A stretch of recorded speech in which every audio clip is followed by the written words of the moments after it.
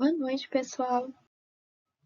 Hoje nós vamos falar um pouquinho sobre as indicações e os aspectos práticos das análises múltiplas dentro da área da bioestatística. Meu nome é Lara, eu sou orientada da professora Andréia e as professoras Marinilza e Celina também me auxiliaram na apresentação de hoje.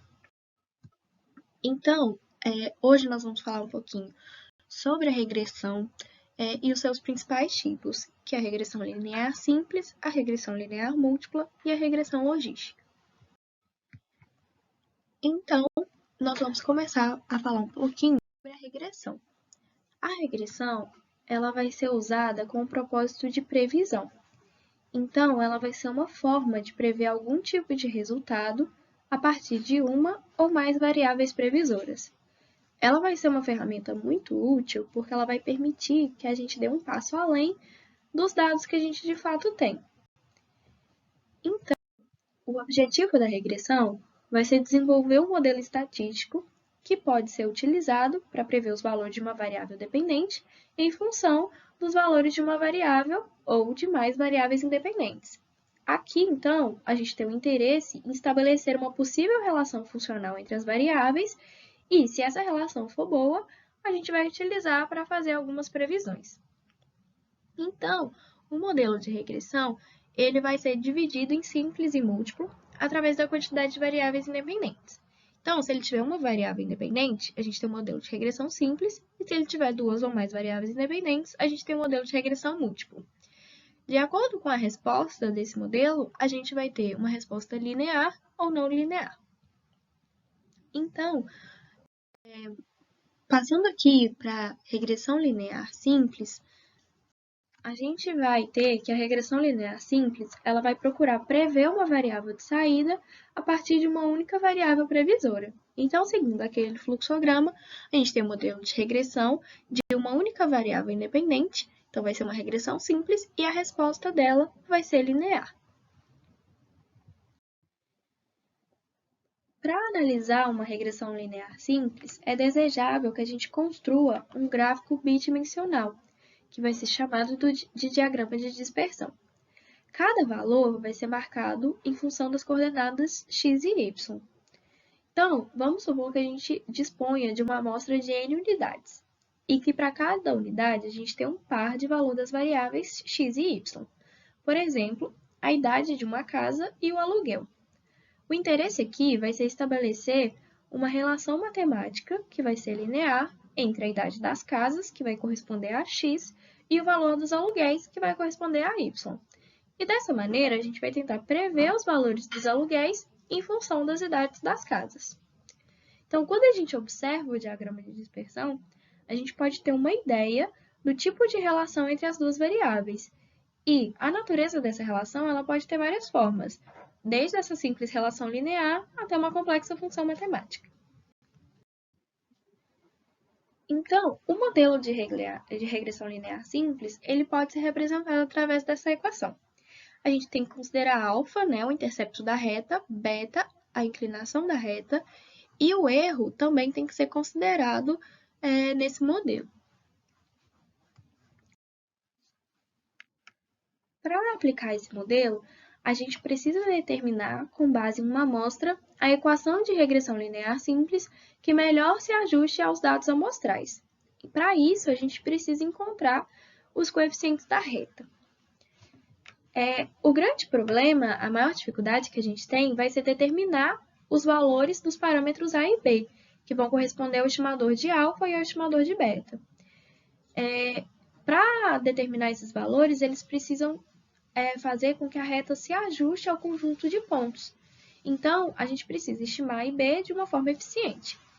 Existem vários métodos para encontrar essas estimativas, mas o mais utilizado e considerado mais eficaz vai ser o método dos mínimos quadrados. Como a reta ela vai ser utilizada para fim de prever algo, é razoável que a gente exija que ela torne pequenos os erros dessa previsão. Então, a análise de resíduos ela vai ser utilizada para verificar se o modelo é adequado. Ela é feita depois de todos os cálculos e depois da distribuição dos erros. Então, o modelo ideal é quando os resíduos ficam distribuídos aleatoriamente próximo ao zero. Isso vai indicar uma distribuição normal. Quando a gente tem um formato de funil, quer dizer que a variância não foi constante.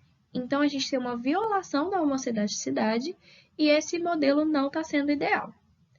Quando a gente tem um aspecto de não linearidade, a gente tem um aspecto fora da aleatoriedade próximo ao zero. Então, a reta não vai ser o melhor modelo. Pode até existir uma relação entre as variáveis, mas a reta não vai ser a que melhor explica essa relação. Os outliers são os valores que ultrapassam os limites dos desvios considerados. E a gente pode ter que esses outliers, eles podem ser valores influentes para o modelo. Isso quer dizer que a regressão linear simples, ela parte de alguns pressupostos e eles precisam ser respeitados na aplicação do modelo. Então, algumas características, elas precisam ser avaliadas antes da aplicação. A gente tem a normalidade e a homocedaticidade, que quer dizer que para qualquer valor de x, os valores de y serão normalmente distribuídos. Então, y tem uma distribuição normal, já que os erros também têm uma distribuição normal. E a homocedaticidade quer dizer que a variância é constante. Então, a gente não pode violar essa variância. A linearidade já está intrínseco no nome do modelo, mas quer dizer que os dados eles têm que se encaixar numa linha reta. Se a gente observar que os dados e o relacionamento entre eles parecem curvos, a gente pode tentar algumas transformações nas variáveis, que pode ser através do x, de y ou de ambos. Uma transformação geralmente transforma em reta se a gente tiver uma curva em forma de J. Mas se a curva aparecer em U, em S ou algo ainda mais complicado, uma transformação dos dados não vai conseguir transformar essa linha numa linha reta. Então, a gente vai precisar usar uma regressão curvilínea, já que a reta não vai se adequar a esse modelo. A independência quer dizer que os pontos dos dados são independentes um do outro. Isso significa que o valor de um ponto ele não depende do valor de qualquer outro ponto. Então, os erros eles não podem estar correlacionados, a covariância tem que ser zero. E a violação mais comum dessa suposição vai ser a correlação dos dados em séries temporais. Então, aqui a gente tem um exemplo que tentaram perceber se os níveis de HDL no sangue influenciariam os níveis de colesterol total no sangue. E isso foi feito através de uma análise de regressão linear simples. A variável dependente foi considerado o colesterol total e a independente o HDL. Foi elaborado um diagrama de dispersão para perceber se a relação existente entre as duas variáveis era de fato linear. Depois de vários cálculos e a aplicação dos pressupostos, eles perceberam que os pressupostos não foram violados, então foi validado o modelo. Então, perceberam que o diagrama de dispersão estava adequado e justificava corretamente os dados através da regressão linear simples. Falando um pouquinho da regressão linear múltipla, esse tipo de regressão, ela busca prever um resultado a partir de diversas variáveis previsoras. Então, muitas aplicações práticas de regressão, elas vão exigir modelos mais complexos do que a regressão linear simples. Por exemplo, naquele exemplo que eu dei sobre a venda de imóveis, um modelo mais realístico para explicar o preço da venda dos imóveis poderia incluir mais variáveis, por exemplo, como a idade do imóvel, a área construída, o tamanho do terreno. Eles poderiam explicar melhor o preço das vendas desses imóveis.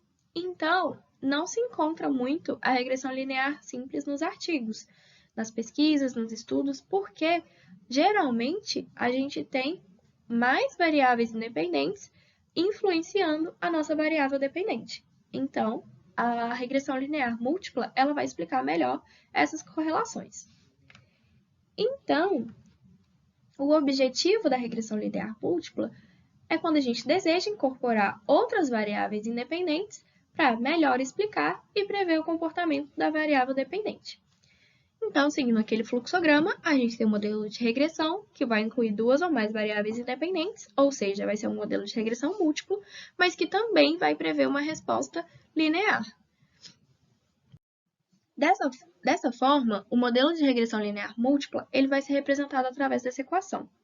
A gente também tem a variável dependente, que é a variável de estudo. Também, nesse caso, temos as variáveis independentes, só que em maior quantidade. Também tem que ser previsto o erro, e aqui também a gente pode utilizar o método dos mínimos quadrados para determinar a equação de regressão linear múltipla. Porém, quando o número de variáveis independentes for maior que 2, os cálculos eles vão ser excessivamente trabalhosos. Então, geralmente, a gente vai utilizar um software específico. As regressões elas são até conhecidas como cálculo de máquina. Então, geralmente, a gente tem que utilizar softwares que vão fazer o cálculo dessas variáveis independentes. A grande diferença da regressão linear múltipla vai ser principalmente aqui na representação gráfica, porque vai ser mais difícil de visualizar a aparência do modelo, o que vai dificultar a representação gráfica, porque ela vai passar o tridimensional. Então, esse modelo ele vai descrever um plano no espaço. E a partir de 3 ou mais variáveis, essa visualização gráfica não vai ser mais possível, porque, como eu disse, ela vai ultrapassar o plano tridimensional. Então, aqui a gente vai ter uma representação linear num hiperplano. Então, a avaliação gráfica desse modelo ela já é mais difícil. Assim como na regressão linear simples, a gente tem os pressupostos que podem ser estendidos para a regressão linear múltipla.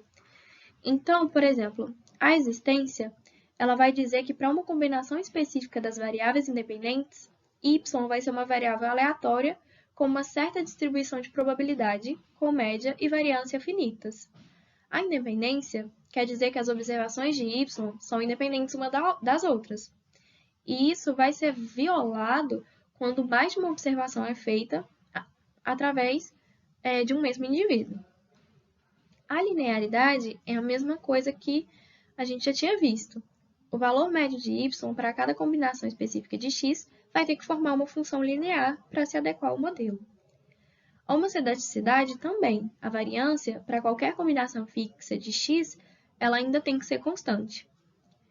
Em relação à amostra, a gente deseja que o conjunto utilizado para determinar a equação seja um conjunto representativo da população que está sendo estudada.